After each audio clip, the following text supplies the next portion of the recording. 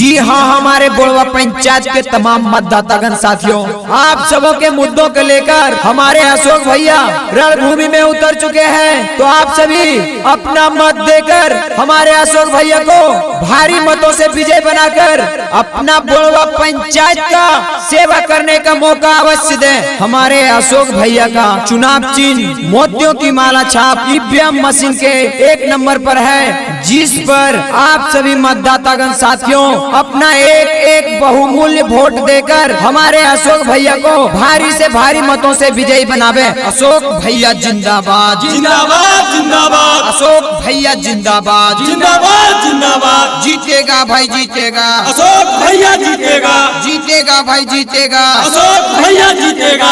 आपका बटन कहाँ दबेगा, माला छाप जहाँ रहेगा, आपका बटन कहाँ दबेगा, माला छाप जहाँ रहेगा। बोड़वा पंचायत के जनता जिंदाबाद जिंदाबाद जिंदाबाद, बोड़वा पंचायत के जनता जिंदाबाद जिंदाबाद जिंदाबाद, युवा समाज जिंदाबाद जिंदाबाद जिंदाबाद, युवा समाज जिंदाबाद जिंदाबाद जिंदाबाद। Mix by MB recording studio बोड़वा बाजार झाझा।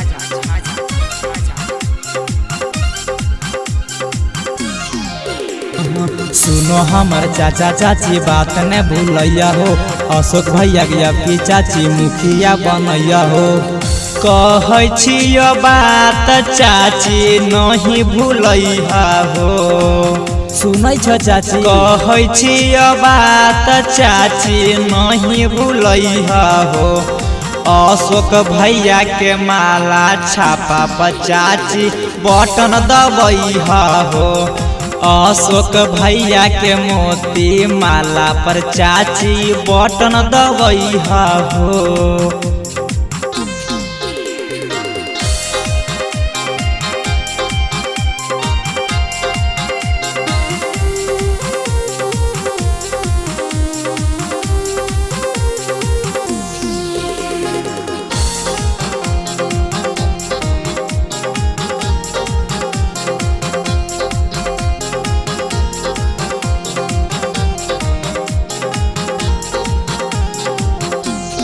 हाँ हाँ, एक अशोक भैया नेता ईमानदार है, हर दुख सुख में चाची देतो तोहरा साथ है।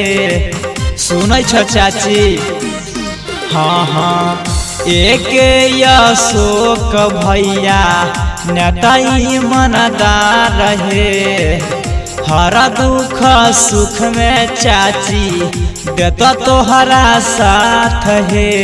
ए चाची बड़वा पंचायत से विजयी बनैहा हो, चाची हो जीत वाला मालावा भैया पिन्हैहा हो।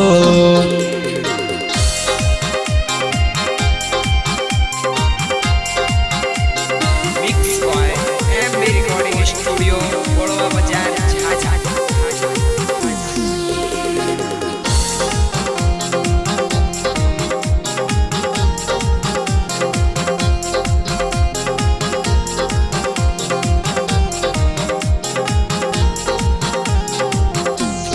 हाँ हाँ, 1 नंबर में चाची माला छाप निशाना माँ, भूली हो नहीं चाचा चाची रखी हो ध्याना माँ, नहीं भूलिया हो चाची। हाँ हाँ, 1 नंबर में चाची माला छाप निशाना माँ, भूली हो नहीं भैया भौजी रखी हो ध्याना माँ, नहीं भूलिया हो चाची। बात नहीं भूली हो चाची भैया के जीतई हो ना, अशोक भैया के माला छापा पर चाची बटन दबई हो ना। अशोक भैया जिंदाबाद जिंदाबाद जिंदाबाद, अशोक भैया जिंदाबाद जिंदाबाद जिंदाबाद, जीतेगा भाई जीतेगा, अशोक भैया जीतेगा, जीतेगा भाई जीतेगा, अशोक भैया जीतेगा। आपका बटन कहाँ दबेगा, माला छाप जहाँ रहेगा, आपका बटन कहाँ दबेगा, माला छाप जहाँ रहेगा। बोड़वा पंचायत के जनता जिंदा